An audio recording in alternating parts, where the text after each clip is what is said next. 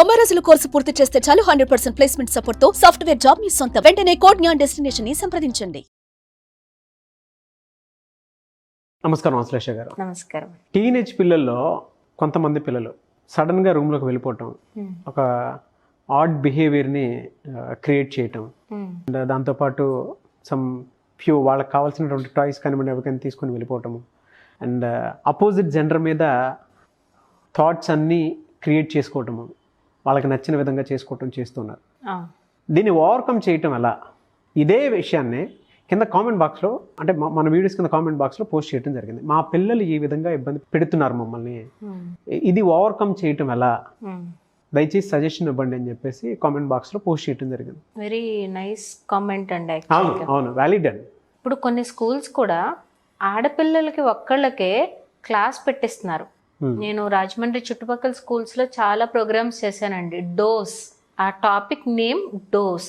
అంటే ఒక మనిషి యొక్క భావోద్వేగాలు డోస్ అనే 4 hormones, DOSE, dopamine, oxytocin, serotonin, ఇలా 4 హార్మోన్స్ మీద వాళ్ళ బిహేవియర్స్ అండ్ మూడ్స్ డిపెండ్ అయి ఉంటాయి.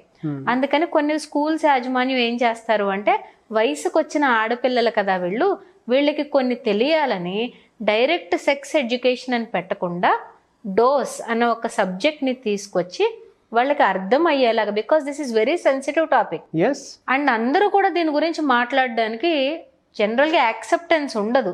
అందుకని చెప్పి 7th class, 8th class, 9th class ఈ 3 సెక్షన్స్ పిల్లలకి పెట్టిస్తారు. ఎందుకు పెట్టిస్తున్నారు అంటే, ఆడపిల్లలకి మెన్స్ట్రుయేషన్ సైకిల్ ఎలా అయితే స్టార్ట్ అవుతుందో మగపిల్లలకు కూడా అదే ఏజ్కి వాళ్ళ మెచ్యూరిటీకి, ఫిజికల్ మెచ్యూరిటీకి వాళ్ళకి కొన్ని సైన్స్ ఉంటాయి. అవును. కాకపోతే ఆడవాళ్ళకి ఒక మెన్స్ట్రువల్ సైకిల్ అన్న ఒక పదంతో బయటకు వస్తుంది.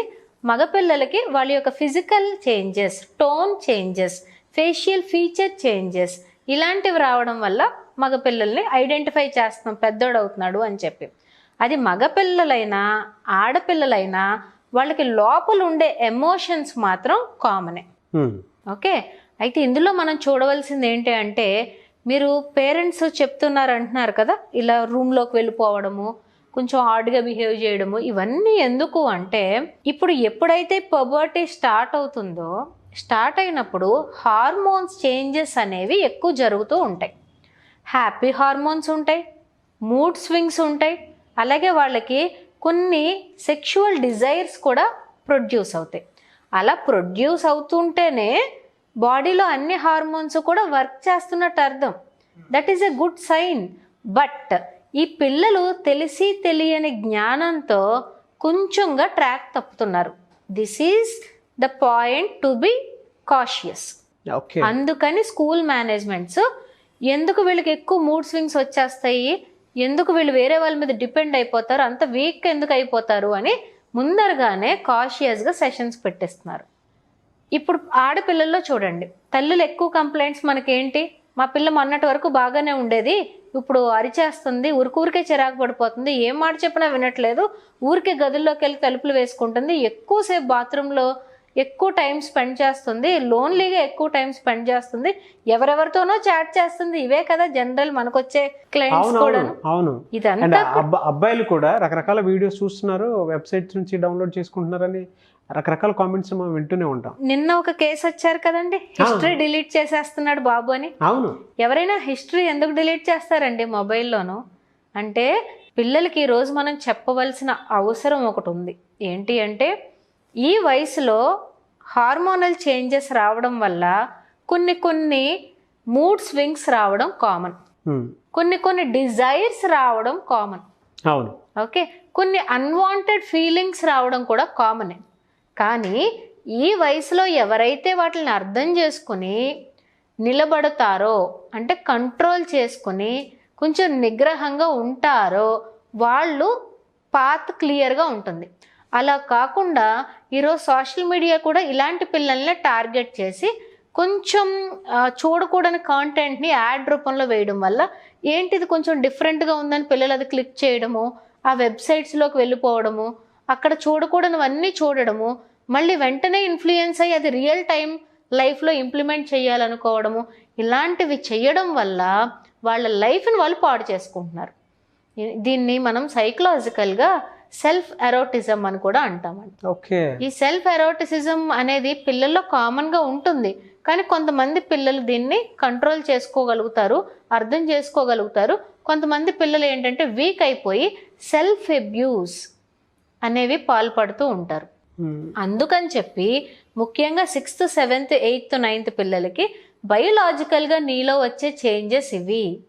నీకు ఈ రకమైన బిహేవియర్ నువ్వు ఎగ్జిబిట్ చేస్తున్నావంటే దానికి ఈ హార్మోన్ కారణం అని చాలా ఓపెన్గా ఎడ్యుకేట్ చేయాలి. There is no wrong in education.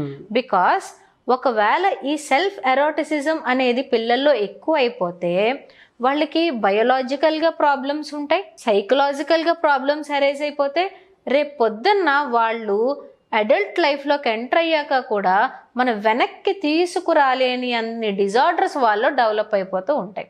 For example good touch bad touch video చేసినప్పుడు రష్మి గౌతమ్ గారు రియాక్ట్ అయ్యారు. అవును. ఏమని రియాక్ట్ అయ్యారు?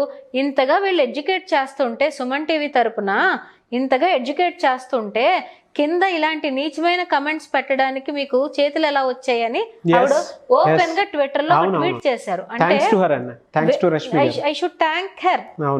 ఎందుకు చెప్తున్నానంటే ఈ పాయింట్, ఇప్పుడు ఇలా చెప్పడం వల్ల మీకు నాకు ఏంటండి ఉపయోగం?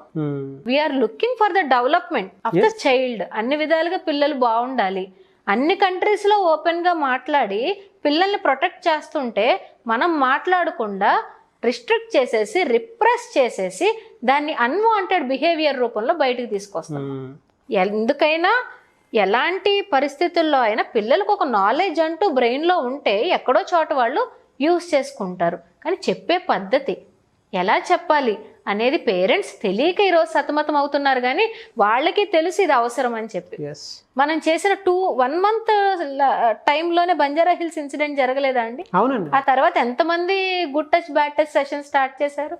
ఫస్ట్ వాయిస్ సొసైటీకి రీచ్ అవ్వాలి. అదేంటంటే అవేర్నెస్. ఇప్పుడు చూడండి, పిల్లలకి మనము ఓకే ఇలాంటిది ఉంటుంది, ఇది ఒక న్యాచురల్ ఫెనామినా, ఇలా జరుగుతుంది అని ఎప్పుడైతే చెప్తామో వాళ్ళ సిచ్యువేషన్ అర్థం చేసుకోవడానికి ట్రై చేస్తారు. మనమే వాళ్ళ ఒక కన్ఫ్యూజన్ స్టేట్లో పాడేసి ఏదో దొంగచాటు వ్యవహారాలు అన్నట్టు దొరకకుండా, బయటపడకుండా ఎక్కడెక్కడో ఉండి పేరెంట్స్ అనుమానపడి ఇవన్నీ ఎందుకు? దిస్ ఈజ్ ఏజ్ ఫినామినా కదా. ఒక్కసారి తల్లిదండ్రులు కూడా వాళ్ళ వయసులో వాళ్ళకి ఎలాంటి థాట్స్ వచ్చాయి అనేది చేసుకుంటే సరిపోతుంది కదా. నేను ఏ స్కూల్కి వెళ్ళినా ఫస్ట్ ఒకే కంప్లైంట్ అండి, 8th class is the worst section in our school అండి అంటారు. ఏ స్కూల్కి వెళ్ళానండి, వై ఇట్ ఈస్ వర్స్ట్ అంటే అప్పుడు చెప్పుకొని వస్తారు ఈ రీజన్స్. నేను చాలా స్ట్రాంగ్గా మేనేజ్మెంట్ని కౌంటర్ చేస్తాను. It is not the 8th class, it is the age of the 8th class students. Never blame 8th class students. వాళ్ళ ఏజ్ అది, తెలిసి తెలియని కన్ఫ్యూషన్ అది. ఇది పిల్లలు అర్థం చేసుకోవాలి, పెద్దవాళ్ళు కూడా అర్థం చేసుకోవాలి. అయితే దీని యొక్క సిమ్టమ్స్ ఒకవేళ ఇది కనుక ఎక్సీడ్ అయిపోతూ లిమిట్స్ దాటేస్తూ వాళ్ళు అలాంటి అన్వాంటెడ్ బిహేవియర్స్లో ఉంటే ఏంటి అంటే లోన్లీనెస్ డెవలప్ చేసేసుకుంటారండి. ఇప్పుడు చూడండి, పీరియడ్ స్టార్ట్ అయ్యే 1 week ముందు కానీ కొంతమందికి చాలా విపరీతమైన మూడ్ స్వింగ్స్ ఉంటాయి, చిరాకు పడిపోతూ ఉంటారు. ఆ టైంలో ఎవరైనా తిట్టినా వాళ్ళ మీద విరక్తి పెట్టేసుకుని ఆపోజిట్ జెండర్కి సింపతి కోసం వెళ్ళిపోతారు. పాప, బుజ్జి, చిట్టి, బంగారం అన్న క్యూట్ పదాలు వాడతారు కదా వయసులో. ఇప్పుడు అమ్మ నాన్న నేను చిరాకు పడుతుంటే రివర్స్లో గొడవ అయిపోతుంది, చూడు వాడు నన్ను ఎంత ముద్దు చేస్తున్నాడు అని చెప్పి అక్కడ ప్యాంపరింగ్ స్టార్ట్ అయిపోతుంది. అదే పేరెంట్స్, నాన్న నీకు ఇది మూడ్ స్వింగ్ వచ్చే టైము, నీకు ఇవన్నీ కామను అని వాళ్ళు డిస్కస్ చేసుకొని అర్థం చేసుకుంటే ఎంత బాగుంటుందండి అది. ఎలా అంటే పేరెంట్స్ ఖచ్చితంగా వాళ్ళకి కూర్చోబెట్టి ఆ అండర్స్టాండింగ్ లెవెల్ తోటి ఈ విధంగా ఉంటుంది అని చెప్పాలి అని అంటే ఎలా ఐడెంటిఫై చేయాలండి పేరెంట్స్ అయినా సరే?